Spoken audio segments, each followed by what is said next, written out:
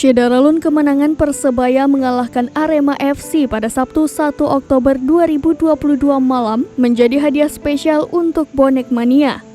Bukan sukses hanya mendongkrak poin setelah alami tren kekalahan, namun kemenangan ini juga memutus rekor tidak pernah menang di kandang Singoedan selama 23 tahun.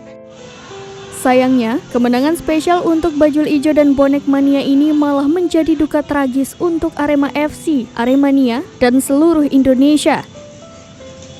Bagaimana tidak, Kapolri memverifikasi ada 125 orang meninggal dunia akibat bentrokan di Stadion Kanjuruhan.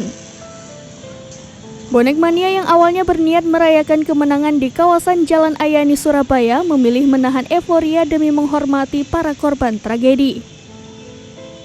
Ratusan Bonek Mania yang sudah siap berkonvoi di jalan pada Sabtu 1 Oktober 2022 malam kompak kembali pulang sebelum sempat menyambut pahlawan mereka.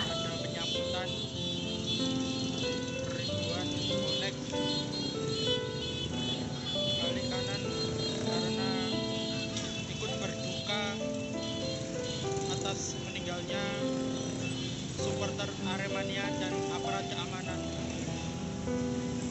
Bonek Mania membatalkan konvoi karena kemanusiaan di atas segalanya.